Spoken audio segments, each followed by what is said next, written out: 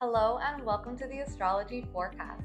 My name is Sage, here as your eye into the sky, letting you know what the cosmic events are for the week, why they matter, and how you can use this information in your everyday life.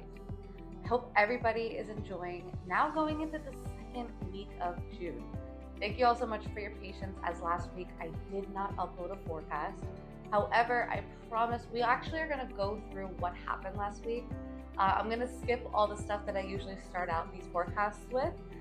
Link is below if you do want to book anything. All of it's down there.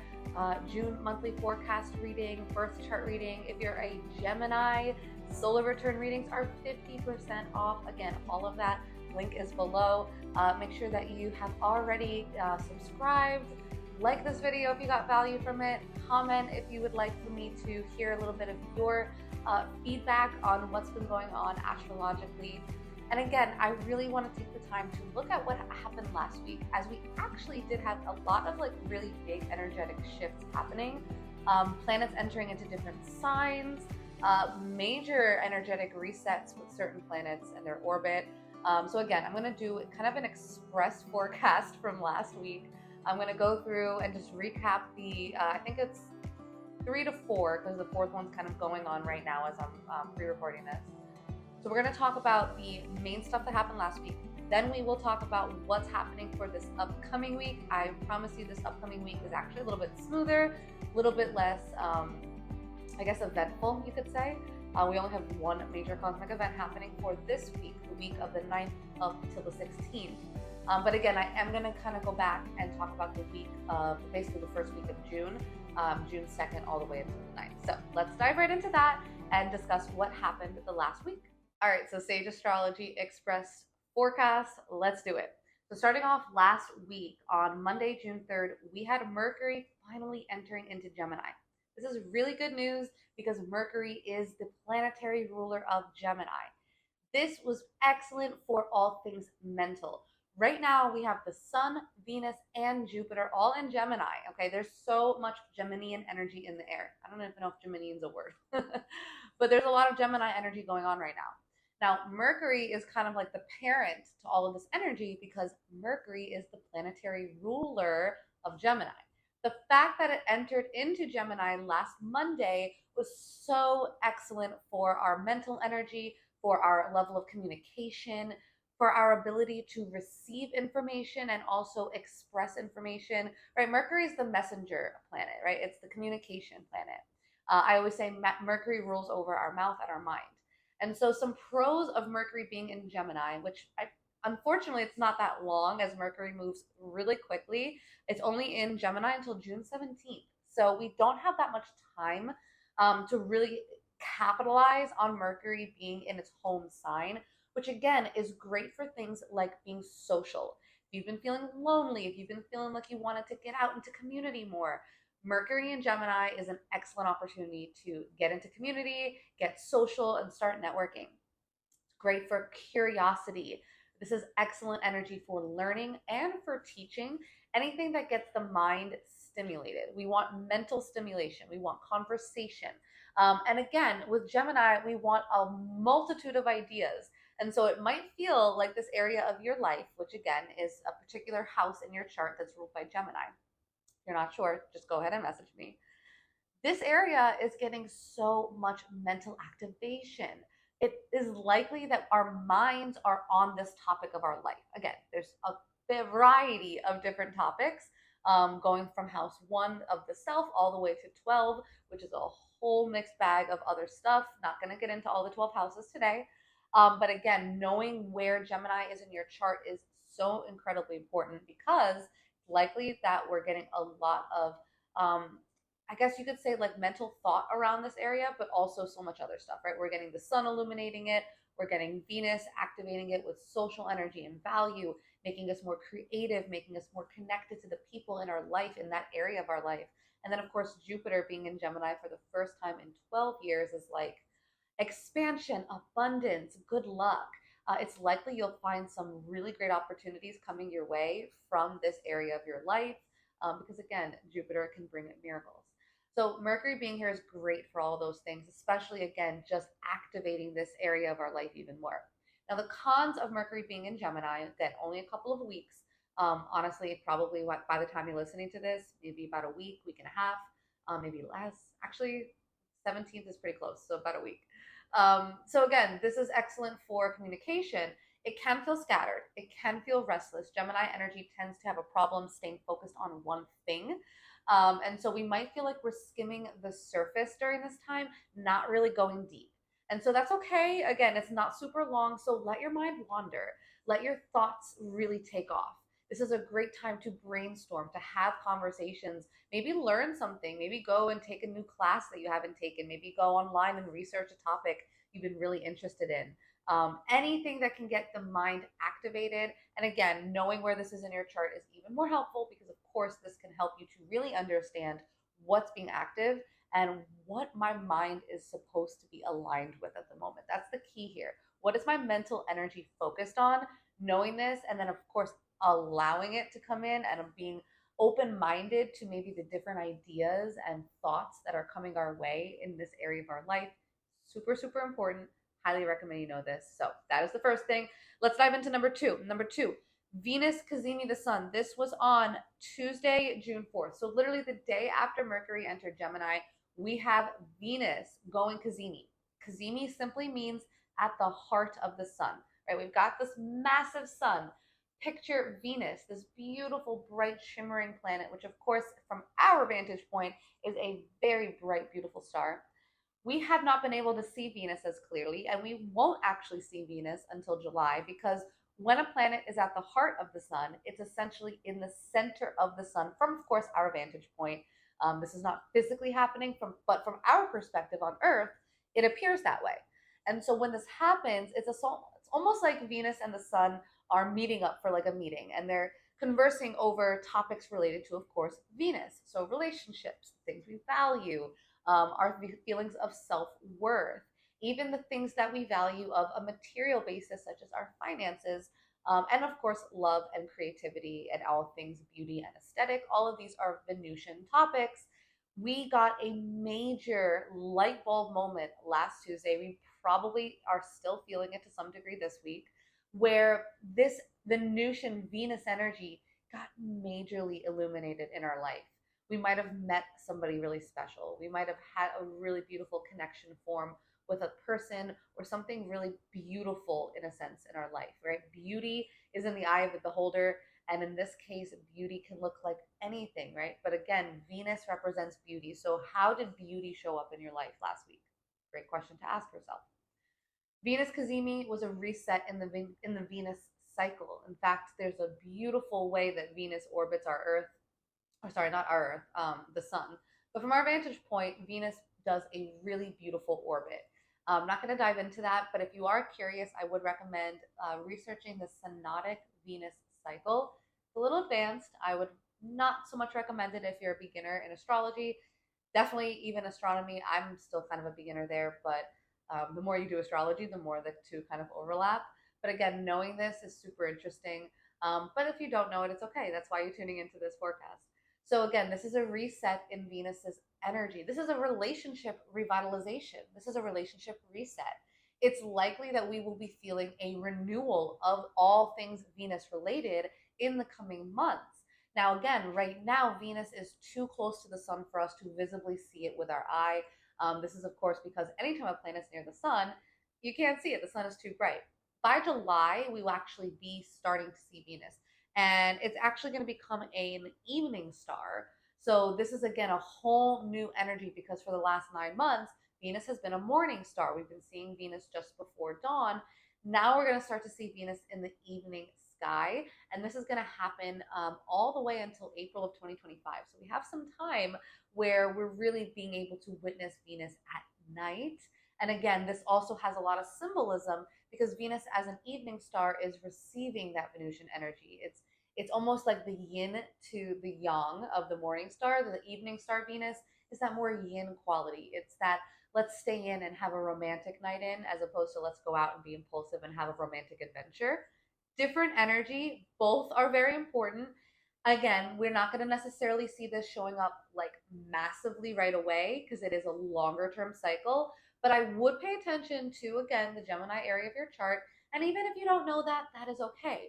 Look to where in your life you are feeling a sense of renewal, particularly around either your creativity, the things that you value, maybe your possessions or your finances, and your relationships. Okay, these are kind of the three main topics that Venus rules over. Of course, knowing where this is in your chart can give you even more insight, but this is where we're likely to be feeling sort of that revitalization that maybe we've been waiting for. So take advantage of this energy. We might have gotten some answers to relationship questions last week, or just maybe some clarity in this part of our life, of our chart, and of our heart, because that's again what Venus is all about. All right, number three. Number three was Thursday, June 6th, probably the one most of us are the most familiar with. We had a new moon, right? We had a new moon in Gemini on Thursday, the 6th. Now, of course, the moon met up with all these other planets in Gemini. This was not the only planet in Gemini. But having so much Gemini energy keeps our mind so active. It's very logical.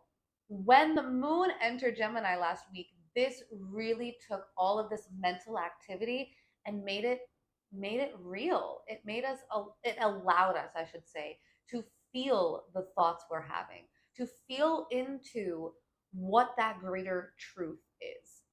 Gemini wants to understand. It seeks to get a multitude of perspectives and ideas and thoughts and then kind of almost weigh them against each other, almost in a Libra sense, but more so in that way of, pro and con, right? It's the two twins. And so it's like seeing this mirror image and seeing how these two things can either go together or not, and just understanding the complexity of two different ideas and maybe how they can be brought together as one. And so this could be an emotional experience that we had last week. Now, again, it was a new moon, which of course meant it was a brand new lunar cycle. So for the next 4 weeks, we just got a fresh start. It's like pushing the reset button every single month, which of course the months go by the moon. That's why it's called a moon. So it's really cool how astrology shows up in a lot of facets of our life, whether we actually are aware of it or not. Now, again, 4 weeks we've got ahead of us that we can be really leaning into the intentions we set. And if you're listening to this, of course, which all of us are, the second week of June, when this new moon energy is already passed, don't worry, because as we enter into that second phase, right, that waxing crescent phase of the moon, this is when we actually have the opportunity to take advantage of the things that we decided we wanted to pursue when the new moon occurred, right? And so that's actually the purpose of that second phase after the new moon, is to put into action, to integrate the things that we set into place, the things that we planted, the seeds we planted. Now we begin to water them essentially. And so this is still the opportunity to do that. If you didn't set those intentions, that's okay. Go back over that area of your life, or just simply the feelings within your own self, right? Trust your own self. You're the best master teacher to your own life. But astrology is an amazing tool, of course. And then really take whatever that intention is. This is the week to implement in some way, shape, or form. Just take a step, even if it's a baby step. That's okay, right? Because remember, yes, this is a new lunar cycle. We just started on June 6th. And while it will be in effect most potently for the next month, it also operates on a 6 month cycle. Many of you have heard this before. Every new moon is correlated, and I should say corresponds to a full moon in that same sign 6 months later.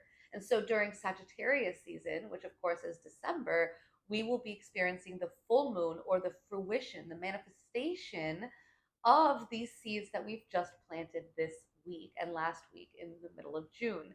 So just take note that this is kind of like that 6 month point of 2024. Having that new moon really did mark that refresh for the next 6 months. And so if the last 6 months felt a little chaotic, maybe those resolutions you set either in the beginning of 2024 or during the spring equinox, the astrological new year, maybe during that time you didn't really do the things that you said you wanted to do, as of course not everything goes as planned, of course. So this is essentially kind of like a retake. And so take advantage of it, right? Take advantage of the new Venus reset cycle. Take advantage of the new moon reset cycle. There's a lot of shifting energies. It's almost like we're pivoting into the second half of 2024. And anything that didn't work in the first half, we're getting an opportunity to fix that. And then by December, by Christmas, the gift will be whatever it is that we put into fruition now, or I should say into intention, right? Anything that we set the goal for now. Likely that by 6 months from now, that full moon in Gemini is going to give us the fruits of our labor, so to speak. All right, and now last but not least, we are going to discuss the Mars in Taurus energy, which just got activated actually as I'm pre-recording this. So this forecast is, of course, being released on Sunday, June 9th, the day, well, I should say sort of like the day after, because it's sort of the evening of the 8th going into the 9th, that Mars is entering into Taurus. So let's talk about this for a second. Mars has been in Aries for the past couple of weeks. Mars rules Aries. Mars in Aries is the best possible placement for Mars besides Capricorn, because Mars in Aries is so potent on that action, that motivation. Remember, Mars is the planet of our physical energy, of our motivation, our aggression. Yes, Mars is the god of war, so you can best believe Mars is the one inciting conflict and stirring the pot, so to speak. But Mars is also the planet that's going to get you off your butt and have you actually reaching towards those goals. And so Mars is a little bit challenging at times, but it can also bring some really great reward. Again, Mars in Aries was excellent for motivation. It's likely that the past few weeks, especially after all of the eclipse energy in April, May was that time when we were really allowing ourselves, essentially, especially with Mars being in Aries, to get excited over a new idea, something we want to tackle, a goal we have. And it's likely that we really got excited and motivated over this, but did we actually start implementing it? That's the question you have to ask yourself. If you did, great. Mars in Taurus is the follow through we all need to keep it going. Because, of course, many of us know that Aries is known for its fizzle out effect. Aries is excellent at beginning new things, but Aries is not great at all with continuing them. That is why Taurus always comes after Aries, because Taurus is the earth that Aries fire can latch onto and actually become a real fire, right? A bonfire, something that is useful. Again, it's an earth sign. So we want our actions to be of use when Mars is in Taurus. Now, Mars will be in Taurus all the way until July 20th. So we have some time when we can really put into effect the things and taking those actions that are important to our goals. Mars in Taurus is amazing for persistence. If you want to be consistent in reaching your goals, if you want to be that person that wakes up every day and hits the gym and is motivated and consistently doing the thing, Mars in Taurus is your best friend. Now, it could feel that Mars being in Taurus can get us into a little bit of a rut, as oftentimes when Mars is in an earth sign, things can slow down. We can get very motivated, but Mars in Taurus is kind of like putting the foot on the gas, because that's Mars energy. It's the planet that's a lot about like speed and action. But then Taurus is a very slow energy. It's like putting on the brake. So we're kind of like pressing the gas and the brake at the same time. And it can be frustrating. Okay, so I do want to warn us that Mars and Taurus, especially whatever area of your life is ruled by Taurus, could feel frustrating. You could feel like you really want to be on go, but you have to slow it down and take it step by step, right? It's an earth energy. Earth is practical and logical and pragmatic. It's not just going to say, oh, screw it, let me just figure it out as I go.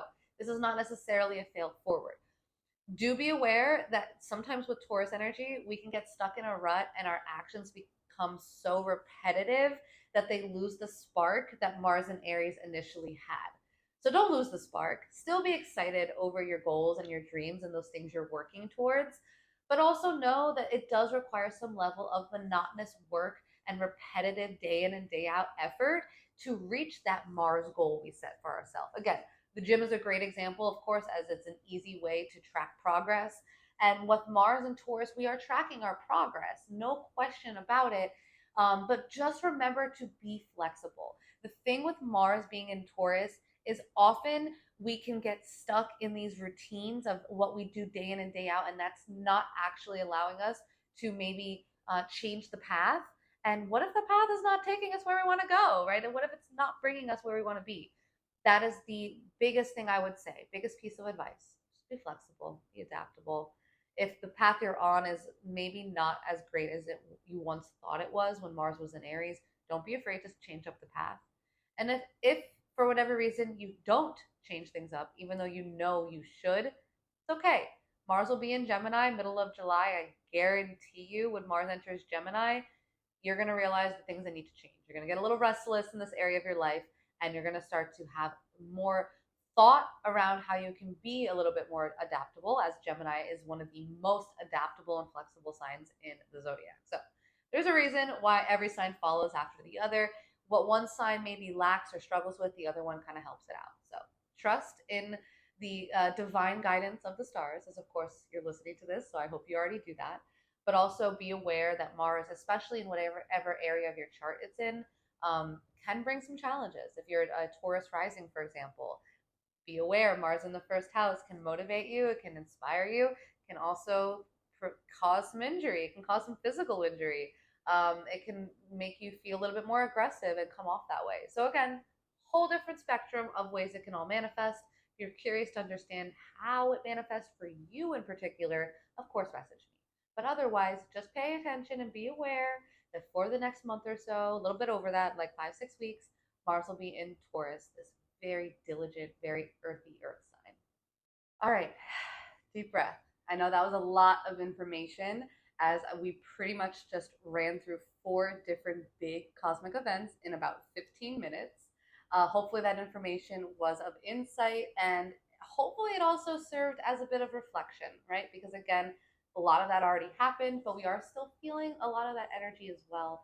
So, being aware of this is super important. Now, let's look at what's happening for this week. As again, I mentioned in the beginning, we only have one big cosmic event. We will be feeling the build up to this event all week, but thankfully, it's actually super positive and should really be beneficial for us in a lot of ways. So, still sticking with the Gemini sector of our chart, on on Friday, June 14th, we have a Sun Mercury CAZIMI. Now, I mentioned before during last week when we had the Sun Venus CAZIMI that a CAZIMI simply means that a planet is at the heart of the sun. So Mercury is in Gemini, right? They just entered Gemini last week. It's been basically making its way to catch up to the sun, which has been in Gemini for a little bit longer than Mercury's been in Gemini. Now, Mercury moves quick, so Mercury didn't take too long to catch up to the sun. So by Friday the 14th, we will be getting an exact conjunction between these two planets, which in astrology is known as a CAZIMI when it involves the sun. Now, leading up to this event on Friday, it's typical that the themes and what this planet symbolizes can be a bit obstructed during the week leading up to this exact CAZIMI. And the reason is the sun's rays are so bright that they essentially burn up the energy, the wavelengths that that particular planet is sending out to us. And so we don't receive it the same way because it's essentially like the sun is blocking it. Now, because Mercury is in its home sign of Gemini, this sort of mitigates that otherwise more challenging energy and actually still allows it to be enhanced in a good way, especially leading up to this CAZIMI. Again, because oftentimes leading up to CAZIMIs, we're dealing with some sort of question, struggle, things don't make sense. There's some confusion. It's like we're trying to navigate mentally or physically or whatever the planet is, emotionally, if it's the moon, whatever it is, we're looking to get some sort of clarity and understanding. And the CAZIMI is that moment of clarity. Again, if you want to associate those two words, CAZIMI and clarity, great. It's perfect. Because that's really what it is. It's essentially like a light bulb moment that comes in and says, okay, we've been trying to figure something out. Maybe it's been working, maybe it hasn't. But on Friday, we're going to get the light bulb, that aha moment that says, all right, this is the answer. So if you've been questioning things in the Gemini part of your chart, again, knowing what area of your chart this is in is crucial. But even just feeling this more mental Gemini energy stirring within the collective, again, this is a curious social mental energy. This is the opportunity for us to really get this illuminated Mercury Gemini energy. If you're a Virgo, you're still feeling this quite a lot because Mercury is also your ruling planet. If you've got major Gemini placements, pay attention to the information coming your way all week, but especially leading up to Friday. I wouldn't be surprised if in the media, in the news, we get some new information, some, I don't want to say necessarily breakthrough, but certainly some level of update, some new information that maybe clarifies things, brings more light and consciousness. Because again, it's the sun, right? The sun is that energy, that planetary energy, so to speak, of light and consciousness.